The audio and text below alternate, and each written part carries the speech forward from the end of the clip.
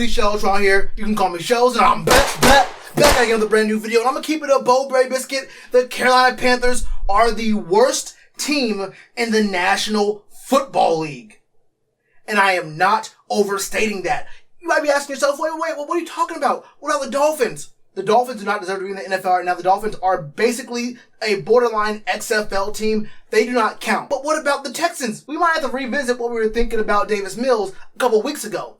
You might be asking me, what about the Falcons and the Jets?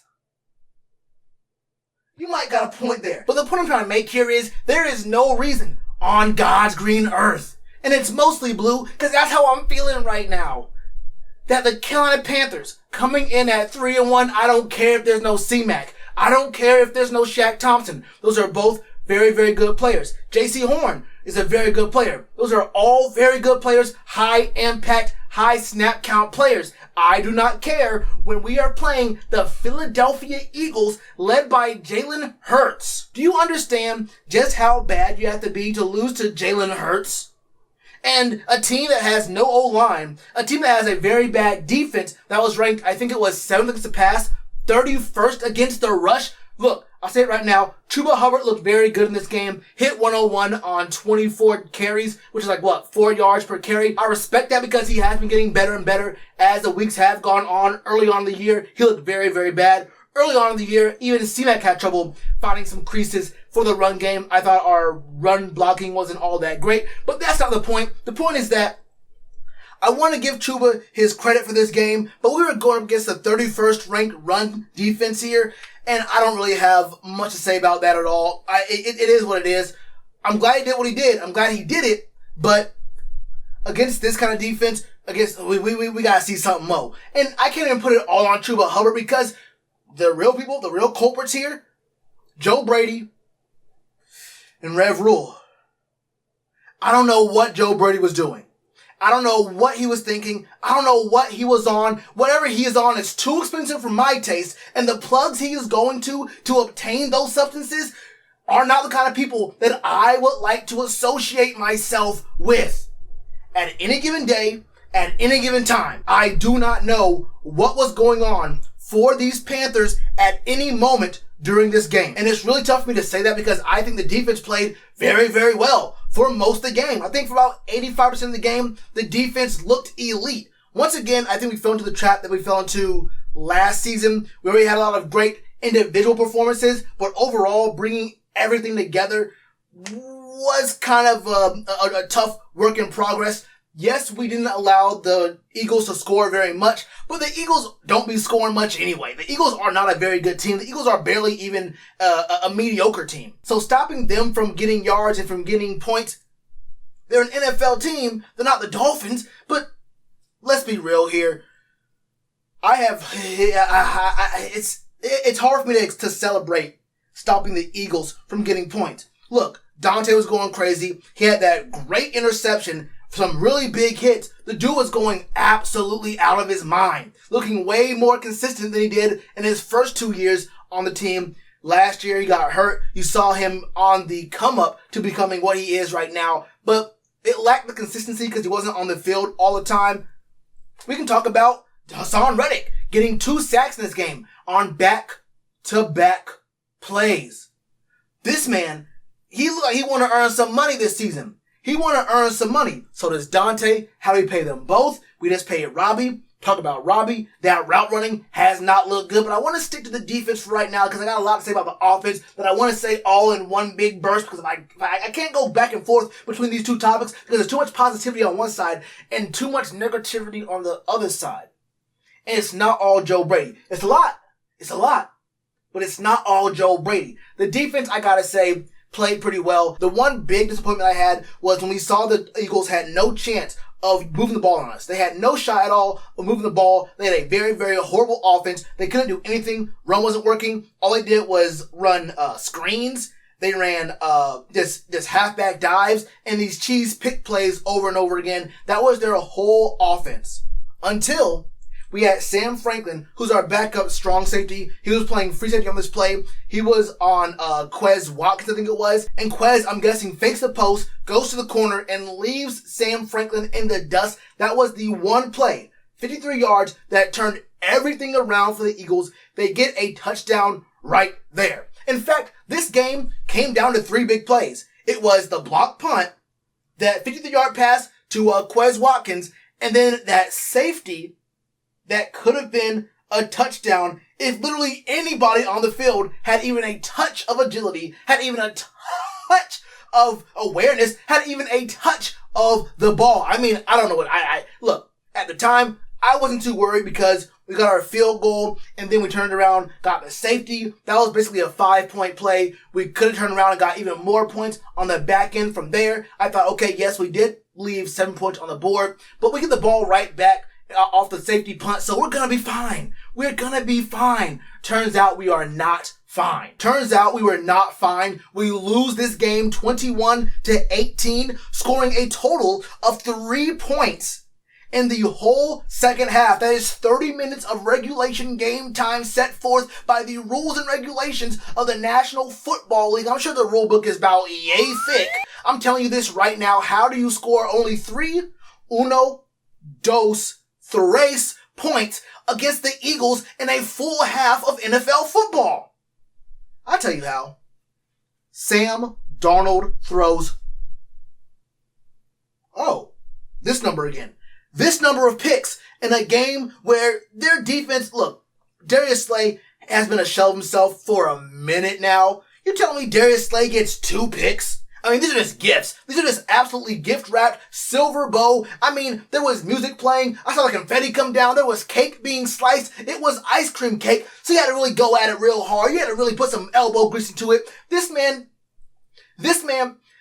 Darius Slay just had his 5th kid earlier in the week and then rocked the baby on us when he got 2 picks. Come on now, bro. Come on now, Sam. Sam, I've been going hard for you on social media and in these videos. Sam, I need something out of you.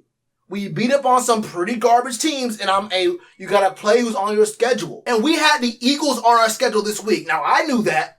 I don't know if you did. Sam, did you? You did know. Okay, so I got another question for you. Why'd you go 21 for 37 for 177 yards and 3 interceptions? Now look, okay, you threw that one pick, the touchdown to Tommy T, Big Tommy T, our tight end. Yeah, that was, look, I got respect for that, okay? I got respect for that. That's the Darnold throwing the TETD. I respect that. But come on now, bro. 3 picks, only 177 yards. Not a single one of our receivers gets over 50 yards in this game. I mean, I'm trying to figure out exactly what's going on here.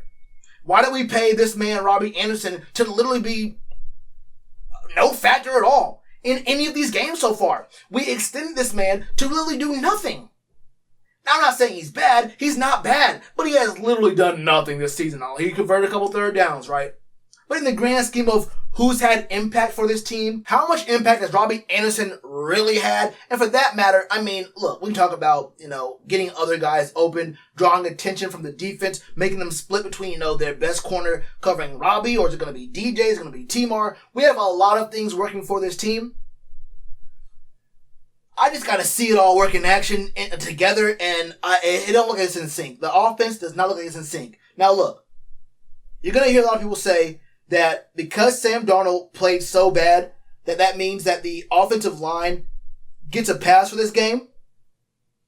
You will not hear me saying those words. The offensive line has been bad for several years in a row. And I like the little experiment we had. Brady Christensen playing right tackle, and then we threw our man Taylor Moton in the left tackle spot. Okay, I'm feeling that. Ian he was here and there with his blocking. He usually is a much better blocker than he showed today. I'm cool with him as well. But let's be honest. This O-line is not good, has not been good, and does not ever get addressed. Well, actually a few years ago we did address it. We just picked up the wrong players. All bad. But at least the team actually addressed the O-line in the offseason. This team did not address the O-line this offseason. Now I'm trying to figure out, has T-Mar actually provided the kind of value that you would expect from a 2nd round pick this year?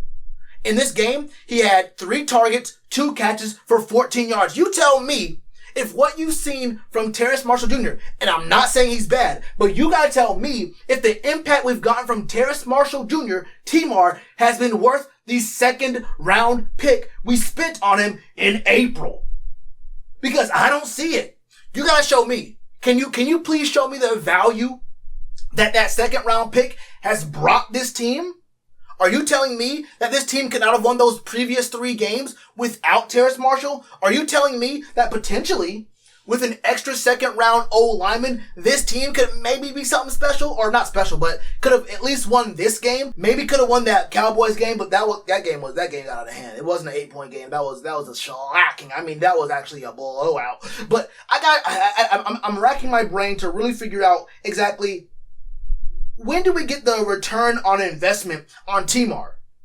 Is that a long-term prospect for like next year, 2 years from now? Because it looks like to me, this team is gearing up to win now, to win expeditiously, as in this season. So I'm trying to figure out exactly how has Timar helped this team win this season, specifically, in a way that could not be filled by other players, in a way that is not even remotely replaceable, or in a way that we could not have won without him in those games.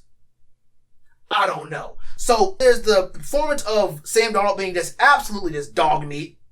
The running game was good for going against the 31st ranked run defense in the entire league.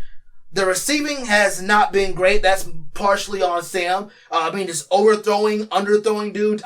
Just absolutely looking like the Jets was out there. I don't know. Maybe he's colorblind. He saw blue in our jerseys and thought that was actually green. I don't know what was going through his mind. Maybe he saw that green on the Eagles jersey and thought, oh man, I'm back with the Jets. And he has some PTSD. I can't tell you. I can't go into the mind of a man who has the sixth sense. You feel me? But all I'm saying right now is that there are so many elements on our offense that could be potentially individually good, but there is no cohesion at all at any phase on the offense. And I do mean any phase. Part of it is the play calling.